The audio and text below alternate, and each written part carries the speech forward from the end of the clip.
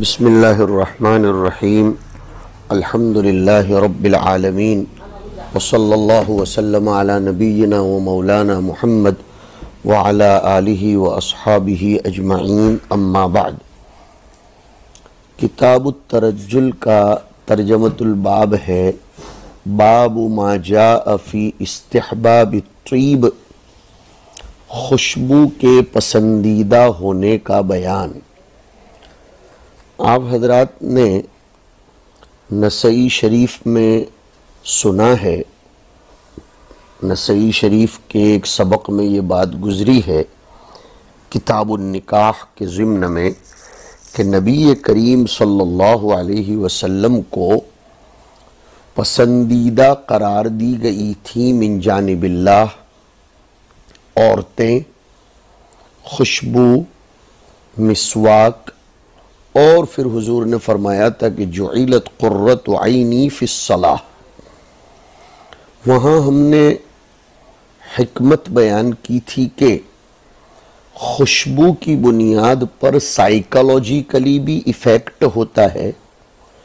آدمی میں کچھ وجدانات اور احاسیس جنم لیتے ہیں، اس کی طبیعت میں ایموشنز پیدا ہوتے ہیں، انفعالات پیدا ہوتے ہیں، جس کی بنیاد پر طبیعت میں نیکی اور خیر کے کاموں کی طرف آمادگی بڑھتی ہے۔ نیز انسان سے ملائکہ قریب ہوتے ہیں اور خوشبو کی بنیاد پر اس کے اطراف و جوانب کے ماحول کو راحت ملتی ہے، اماطۃ الاذی بھی ہوتا ہے، اور بھی کئی ایک حکمتیں ہیں جس کی بنیاد پر جناب نبی کریم صلی اللہ علیہ وسلم باقاعدہ خوشبو کے لیے ایک عطر دانی رکھا کرتے تھے، جس سے آپ خوشبو لگاتے تھے۔ آج کل ہم بولیں گے آج کی زبان میں کہ حضور کے پاس باقاعدہ ایک شیشی عطر دانی ہوتی تھی۔ ہمارے علماء کرام میں آج کل اس کا رواج بھی یا اس سنت پر عمل بھی کم ہوتا جا رہا ہے۔ ہمیں اس کی طرف توجہ کرنے کی ضرورت ہے۔ ہمیشہ خوشبو لگائیں اور خوشبودار رہیں۔ درس دیتے وقت، مسجد میں آتے وقت، کسی مجمع میں جاتے وقت اپنے منہ کو بھی خوشبودار رکھیں۔ جن لوگوں کے معدے میں، جوف میں فساد کی بیماری ہے، ہاضمہ سوء کا شکار ہے، تو انہیں بھی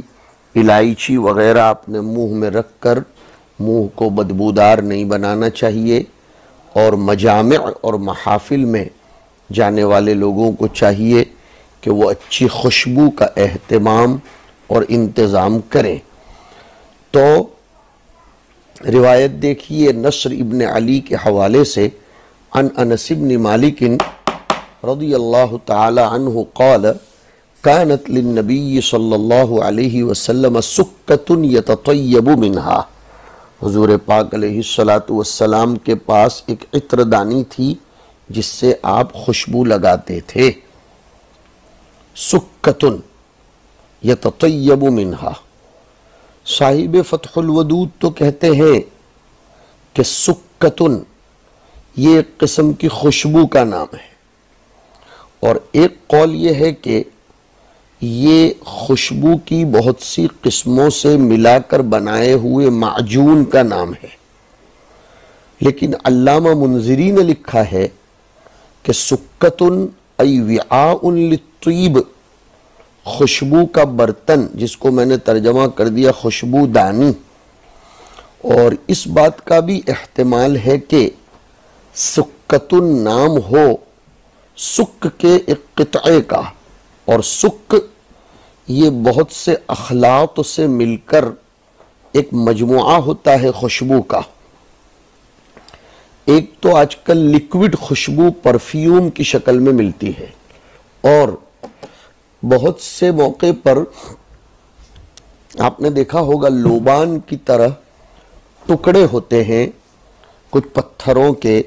کچھ لکڑیوں کے، جیسے عود اور عنبر، ایک تو بشکل عطر و پرفیوم ہوتا ہے اور ایک بشکل لکڑی ہوتا ہے، اس کو کوئلے پر،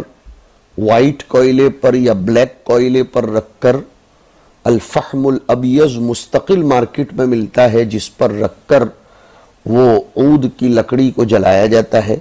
یا الفحم الاسود پر۔ بہرحال مقصد یہ ہے کہ حضور پاک علیہ السلام باقاعدہ خوشبو کا اہتمام فرماتے تھے، بالخصوص جمعہ اور اعیاد کے موقع پر۔ اس کے بعد کا ترجمۃ الباب ہے، باب ما جاء فی اصلاح الشعر، بالوں کے بنانے سنوارنے، بالوں کو سدھارنے،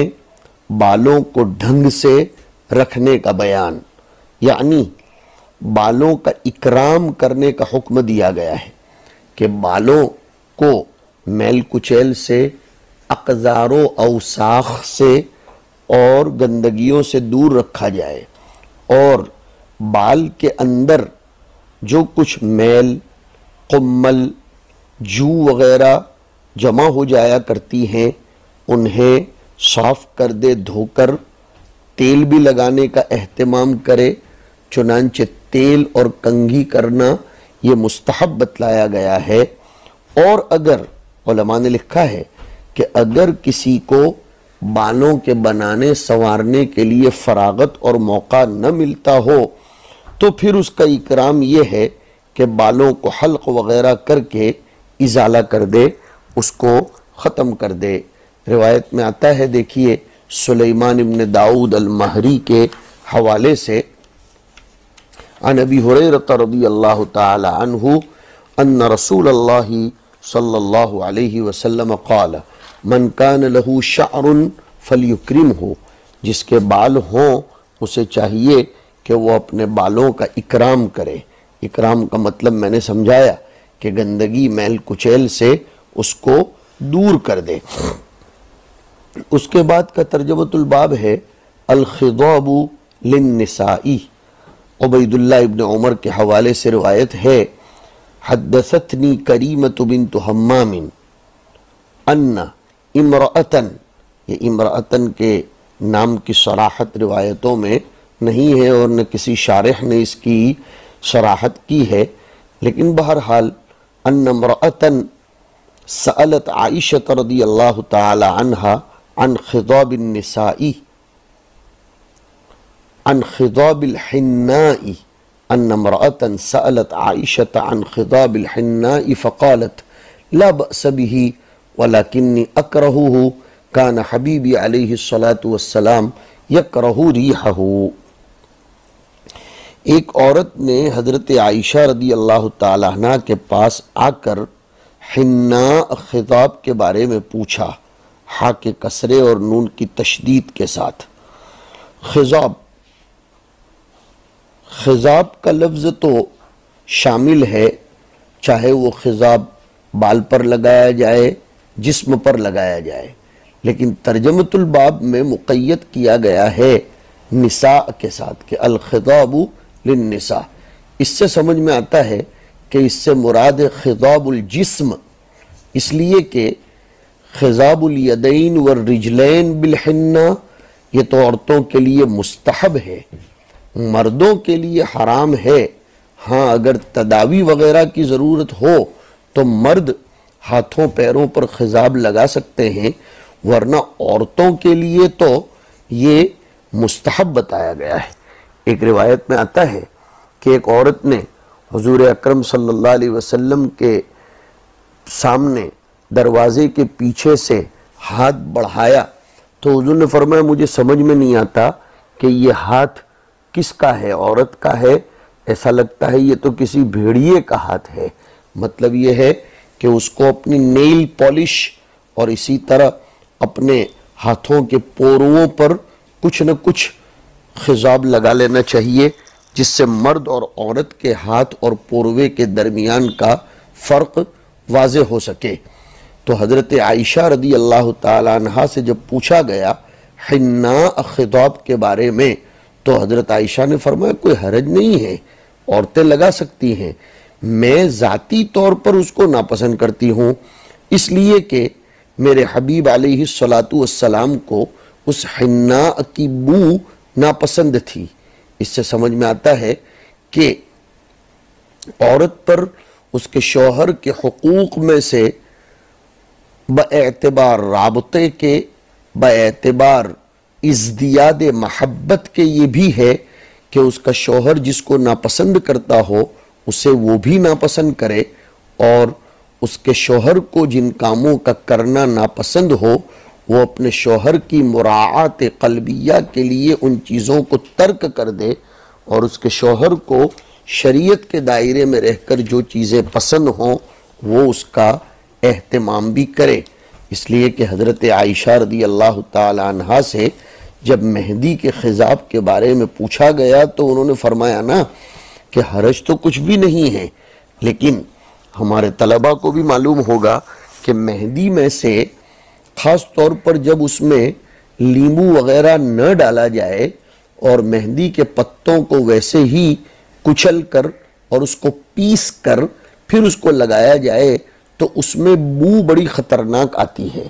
آج کل تو چونکہ مہندی کو پروسیس کیا جاتا ہے اور اس کو کیمیکل وغیرہ ڈال کر اس میں لیمو وغیرہ ڈال کر اس کی اس بو کو مار دیا جاتا ہے، جیسے ہم لوگ سلاد میں پیاز کی بو لیمو مار کر یا نمک ڈال کر ختم کر دیتے ہیں، ویسے آج کل ہونے لگا ہے۔ پھر بھی دیہاتوں میں اس کا اہتمام کم ہوتا ہے، اور کچھ بھی کریں لیکن کچھ نہ کچھ تو بو اس میں رہ ہی جاتی ہے۔ اس لیے حضرت عائشہ فرماتی ہے کہ مجھے پسند نہیں ہے کیونکہ میرے محبوب صلی اللہ علیہ وسلم کو اس کی بو ناپسند تھی۔ میں نے آپ کو ذکر کیا ہے کہ خضاب جسم پر بھی اطلاق ہوتا ہے اور ہاتھ اور پیر پر بھی، لیکن یہاں جسم کا خضاب مراد ہوگا۔ مردوں کے لیے بلا ضرورت کے خضاب کا استعمال یہ مکروہ ہے، بلکہ حرام لکھا ہے۔ آج کل بہت سے علاقوں میں مردوں کے یہاں بھی ہاتھوں پر پیروں پر خضاب اور مہندی لگانا، بالخصوص ہم دیکھتے ہیں بعض طلبہ عزیز کو بعض خصوصی علاقوں کے کہ وہ عیدین کے بعد جب مدرسوں میں آتے ہیں تو ان کے ہاتھوں میں مہندی ہوتی ہے۔ بہت سے لوگ بیچارے جہالت کے مارے شادیوں کے موقعوں پر بھی اپنے ہاتھ میں خضاب لگاتے ہیں، مرد ہونے کے باوجود۔ سن لو کہ مردوں کے لیے بلا ضرورت کے خضاب لگانا یعنی ہاتھ اور پیر پر یہ حرام ہے۔ سر میں لگا سکتے ہیں، اور تداوی کے لیے پیروں پر پیروں نیچے کا جو حصہ ہے تلووں کا، اس پر ٹھنڈک وغیرہ کے لیے یا کسی ڈاکٹر نے رہنمائی کی ہو تو لگایا جا سکتا ہے۔ اس کے بعد کی روایت ہے مسلم ابن ابراہیم کے حوالے سے ذکر کی جا رہی ہے، ان عائشہ رضی اللہ عنہا ان ہندن ابنت عتبہ قالت یا نبی اللہ بایعنی قال لا ابایعوک حتی تغیری کفیکی کانہما کفا سبع۔ ابھی یہ بات میں نے آپ کو بتلائی۔ دیکھیے اس روایت میں سند اس طرح ہے، حدثنا مسلم بن ابراہیم قال حدثتنی غبطہ بنت عمرو، غبطہ جی ہاں بنت عمرو المجاشعیۃ۔ صاحب تہذیب التہذیب کے حوالے سے صاحب بزر نے لکھا ہے کہ غبطہ بنت عمرو ام عمرو المجاشعیہ البصریہ۔ ان کی روایتیں زیادہ تر اہل بصرہ میں چلتی ہیں، اور وہ اپنی پھوپھی ام الحسن سے روایت کرتی ہیں، اور ان کے قابل ذکر شاگردوں میں مسلم ابن ابراہیم، نصر ابن علی الازدی وغیرہ ذکر کیے جاتے ہیں، اور ان کا درجہ باعتبار فن اسماء الرجال کے یہ ہے کہ وہ مقبولہ ہیں۔ آگے کہتی ہیں وہ حدثتنی عمتی ام الحسن۔ ام الحسن یہ ہے غبطہ بنت عمرو کی پھوپھی، اور وہ اپنی جدہ سے روایت کرتی ہیں اور ان کی جدہ عائشہ سے روایت کرتی ہیں، اور ان سے ان کی بھتیجی غبطہ روایت کرتی ہیں۔ صاحب تقریب نے لکھا کہ لا یعرف حالها، ان کی حالت یہ مجہول ہے، ان جدتها عن عائشہ رضی اللہ عنہا ان ہندن ابنت عتبہ ابن ربیعہ ام معاویہ قالت لما اخذ رسول اللہ صلی اللہ علیہ وسلم البیعۃ علی النساء، اصل میں اس طرح ہے کہ حضور صلی اللہ علیہ وسلم نے جب عورتوں سے بیعت لینا چاہا اور عورتوں سے بیعت علی الاعمال لی تھی اس موقع پر، وہ بیعت یہ تھی، میں تشریح کر رہا ہوں سنیے، وہ بیعت یہ تھی کہ اس میں حضور معاہدہ لے رہے تھے کہ وہ عورتیں چوری نہیں کریں گی، زنا نہیں کریں گی۔ قرآن کریم کی اس آیت کا استحضار کیجئے، یا ایھا النبی اذا جاءک المؤمنات یبایعنک علی الا یشرکن باللہ شیئا ولا يسرقن ولا يزنین ولا يقتلن اولادہن ولا یأتین ببہتان یفترینہ بین ایدیہن وارجلہن ولا یعصینک فی معروف فبایعہن واستغفر لہن اللہ۔ سمجھ میں آیا کہ آج کل کے ہمارے مرشدین کرام جزاہم اللہ تعالی عنا احسن الجزا، آج کل کے مشائخ تصوف کے، یہ عورتوں سے کپڑا ڈال کر، رسی ڈال کر، پھینک کر پس پردہ بیعت لے سکتے ہیں۔ عورتوں سے بیعت لینے کا ثبوت بھی ہے، اس لیے کہ بیعت ایک قسم کا معاہدہ ہے۔ ہاں، کسی بھی پیر و مرشد کو، کسی بھی شیخ کو اس کی کسی بھی صورت میں اجازت نہیں ہے کہ وہ کسی عورت کے ہاتھ میں ہاتھ، چاہے بلا موزے کے چاہے موزے کے، کسی بھی صورت میں اس کو وہ رکھنے کی، لینے کی اجازت نہیں ہے۔ یہ بات حضور اکرم صلی اللہ علیہ وسلم کی روایت میں اس طرح آئی کہ حضور نے عورتوں سے بیعت لی، جی، ان ہندن ابنت عتبہ قالت، کہ اللہ کے رسول صلی اللہ علیہ وسلم نے فرمایا ٹھیک ہے بیعت کر لو۔ جب انہوں نے درخواست کی کہ بایعنی، تو اللہ کے رسول صلی اللہ علیہ وسلم نے فرمایا لا ابایعوکی، اب ترجمۃ الباب آ رہا ہے، میں تم سے بیعت نہیں کرتا یہاں تک کہ تم اپنی ہتھیلیوں کو بدل دو حناء کے ذریعے۔ یہ حناء کے ذریعے میں نے بڑھایا کہ اپنی ہتھیلیوں کو بدل دو۔ بغیر بدلی ہوئی ہتھیلیاں تو ایسی لگ رہی ہیں جیسے کہ درندے کی دو ہتھیلیاں ہیں، یعنی حضور نے تشبہ بالرجال کی وجہ سے ناپسند فرمایا، اس لیے کہ عورتوں کو تو اپنی ہتھیلیوں کو حناء کے ذریعے رنگنا چاہیے اور خضاب لگانا چاہیے، ورنہ مردوں اور عورتوں کی ہتھیلیوں میں فرق نہیں رہے گا اور تشبہ بالرجال مکروہ ہے۔ حدیث سے اگر کوئی ایسا سمجھتا ہے کہ حضور صلی اللہ علیہ وسلم نے بیعت اخذ الید کے ذریعے کی تو وہ غلط ہے۔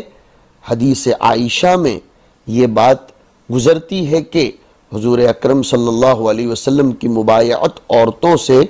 کلام کے ذریعے ہوتی تھی۔ حضور صلی اللہ علیہ وسلم کلام فرماتے تھے۔ بخاری اور مسلم میں روایت آئی ہے کہ واللہ ما مست یدہ ید امرأۃ قط، کبھی بھی حضور اکرم صلی اللہ علیہ وسلم کے ہاتھوں نے کسی عورت کے ہاتھ کو چھویا نہیں ہے۔ ابن رسلان نے شعبی کے حوالے سے ایک بات ضرور لکھی ہے جس کو فتح الباری والے نقل کرتے ہیں کہ وَكَانَ يُبَايِعُ النِّسَاءَ وَعَلَى يَدِهِ ثَوْبٌ مَطْوِيٌّ، حضور اکرم صلی اللہ علیہ وسلم عورتوں سے بیعت کرتے تھے درحالے کہ آپ کے ہاتھ پر لپیٹا ہوا کپڑا ہوتا تھا، تو آپ کی بیعت عورتوں سے بغیر اخذ بالید اور بغیر مسافے کے ہوتی تھی۔ ہاں، لہذا یہ مطلب نہیں سمجھنا چاہیے کہ آپ علیہ السلام کی غرض یہ تھی کہ مہندی سے پہلے میں مسافہ نہیں کروں گا، لا حول ولا قوت الا باللہ، یہ غلط ہے۔ بہت سے لوگ اپنے چشمے سے سمجھنے کی کوشش کرتے ہیں، نعوذ باللہ من ذالک۔ حضرت عائشہ نے خود فرمایا ہے کہ واللہ ما مست یدہ ید امرأۃ قط۔ نسائی شریف کی ایک روایت میں آتا ہے کہ ایک عورت نے اپنا ہاتھ حضور اکرم صلی اللہ علیہ وسلم کی طرف کوئی خط دینے کے لیے بڑھایا۔ حضرت عائشہ فرماتی ہیں کہ ایک عورت نے پردے کے پیچھے سے ہاتھ بڑھا کر آپ کو ایک خط، ایک پرچہ دینا چاہا، آپ نے اپنا ہاتھ کھینچ لیا، اس کا پرچہ نہیں پکڑا اور یہ فرمایا کہ یہی پتہ نہیں چل رہا ہے کہ یہ مرد کا ہاتھ ہے یا عورت کا۔ اس نے کہا کہ یہ عورت ہی کا ہاتھ ہے۔ آپ نے فرمایا کہ اگر تو عورت ہوتی تو اپنے ناخنوں کو تو مہندی لگاتی۔ دیکھو آگے کی روایت میں یہ بات آ رہی ہے، حدثنا محمد بن محمد السوری قال حدثنا خالد بن عبد الرحمن محمد ابن محمد ابن مصعب الشامی ابو عبداللہ السوری المعروف بوحشی، یہ اپنے دادا کی طرف منسوب ہیں۔ ابن ابی حاتم نے لکھا ہے کہ میں نے ان سے مکہ میں سماع کیا، صدوق ثقۃ، اور ابن حبان نے ان کو ثقات میں شمار کیا ہے۔ قال حدثنا خالد بن عبد الرحمن الخراسانی ابو الہیثم، ابو محمد المروزی بھی کہا جاتا ہے، ساحل دمشق میں جا کر بس گئے تھے۔ ابن معین نے ان کو ثقہ فرمایا ہے، اور وہ آگے روایت کرتے ہیں حدثنا مطیع ابن میمون العنبری ابو سعید البصری۔ ابن عدی نے لکھا ہے، عبد الرحمن ابن عدی نے، کہ ان کی دو حدیثیں غیر محفوظ ہیں۔ ایک تو اختضاب النساء بالحناء اور دوسری ترجل و زینت کے باب میں، اور بھی ایک روایت ہے لیکن ساری روایتیں ان کی غیر محفوظ ہیں۔ وہ روایت کرتے ہیں ان صفیہ بنت اسمہ، جو حضرت عائشہ سے روایت کرتی ہیں، ان عائشہ رضی اللہ تعالی عنہ قالت اومأت امرأة من وراء ستر بیدیہا کتاب الى رسول اللہ صلی اللہ علیہ وسلم، کہ ایک عورت نے پردے کے پیچھے سے اپنا ہاتھ بڑھایا، اس لیے کہ نسائی شریف میں اومأت کے بجائے ان امرأة مدت یدہا الی النبی صلی اللہ علیہ وسلم بکتاب، ایک پرچہ دینا چاہا، کوئی درخواست انہوں نے لکھی ہوگی یا کوئی مسئلہ پوچھنا ہوگا، کوئی معاملہ پیش کرنا ہوگا۔ فقبض النبی صلی اللہ علیہ وسلم یدہ، حضور نے ہاتھ کھینچ لیا، فقال علیہ الصلاۃ والسلام ما ادری اید رجل ام ید امرأة قالت بل امرأة قال لو كنت امرأة لغیرت اسفارک، یہ ہے ترجمۃ الباب، یعنی بالحناء، حضور نے تأدیباً اور زجراً اپنا ہاتھ کھینچ لیا تھا، اور پھر حضور کو جو تربیت کرنی تھی وہ اللہ کے رسول علیہ الصلاۃ والسلام نے فرمائی۔ بہرحال اس سے اتنا پتہ چلتا ہے کہ عورتوں کو اپنے لیے الگ سے کوئی ایسی ہیئت اختیار کرنی چاہیے جن سے ان کا عورت ہونا پتہ چلے، ان کے پورووں کو مہندی کے ذریعے رنگنا چاہیے، مہندی لگانی چاہیے، جس سے مرد اور عورت کے ہاتھ کے درمیان فرق کا پتہ چلے۔ یہ حضور اکرم صلی اللہ علیہ وسلم کی ترغیب بھی ہے، اور آپ علیہ الصلاۃ والسلام کی تشکیل بھی اس میں کی گئی ہے۔ وصلی اللہ علی النبی الکریم۔